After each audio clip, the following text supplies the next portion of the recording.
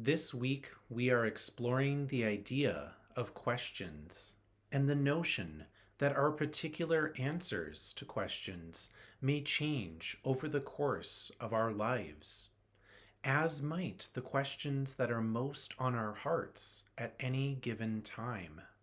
Here is a place where it is not only okay to question, but encouraged, and a place where the answers you bring now may not be the answers you bring next week, next year, or decades from now. And that is more than okay. It is expected. For today's Time for All Ages, this idea was given to me by members of our youth group to have folks of different ages and stages of life answer the same questions, to see how they differ and how they are similar. We begin with the question, what is something you do for fun right now? What having fun looks like for me is going out with friends and driving around and getting food, or just spending time with my friends in general. But I also love spending time with my family and getting to play some games sometimes, or watch our favorite shows like Middle or The Good Place. And that's what I love to do. One of my most fun things to do is to pour my brain out onto a piece of paper. Just let my whole imagination go, writing and writing and writing. And then I close the book, put it aside, come back a week later to see what I wrote.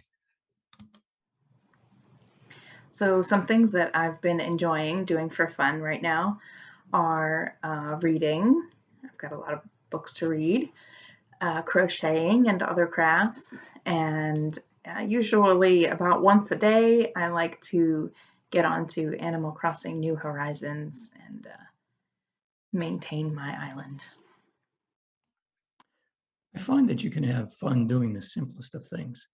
As an example, every morning we get up and go for a walk in the park, and we get to see what Mother Nature has decided to show us that day, or what all the wildlife that live in the park have cooked up to entertain us with.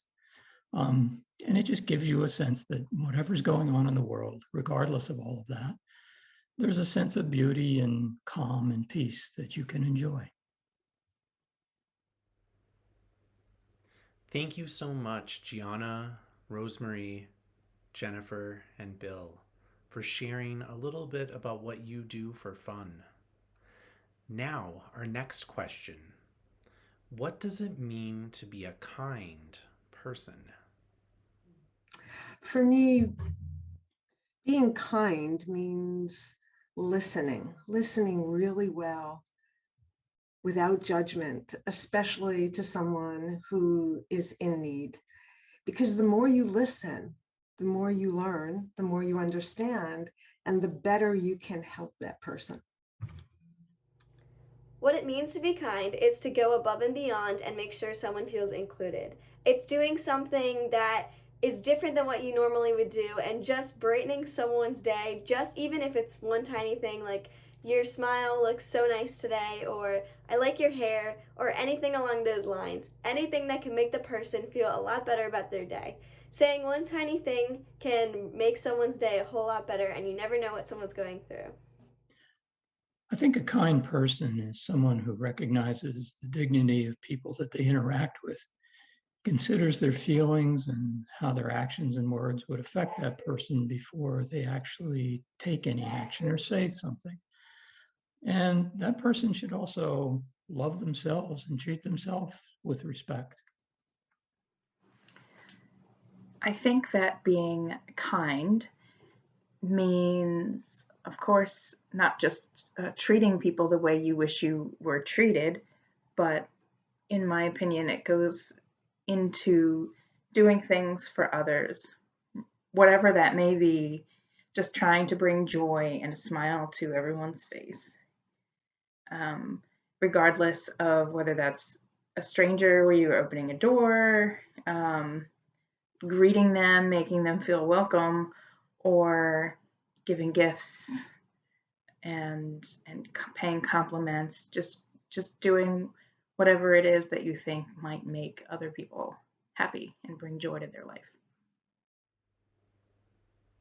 Thank you for those reflections on kindness. And now for our last question this morning.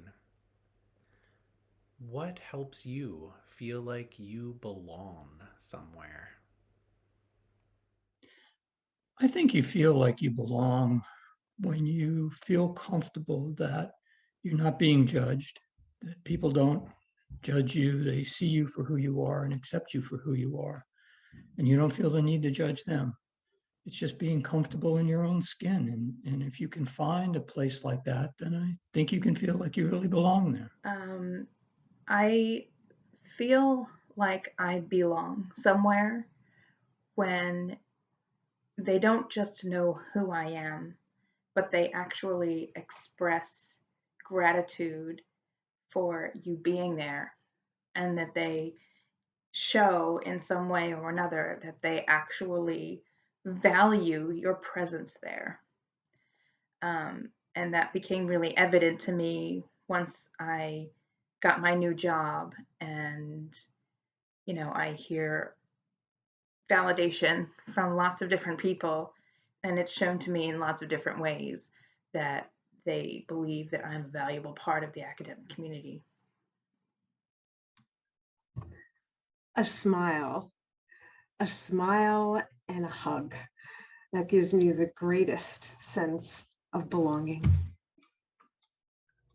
Answering the question of how you know you belong is hard to answer, especially since it isn't quite a literal thing. Belonging somewhere doesn't mean that you literally belong somewhere or meet the status quo of a group.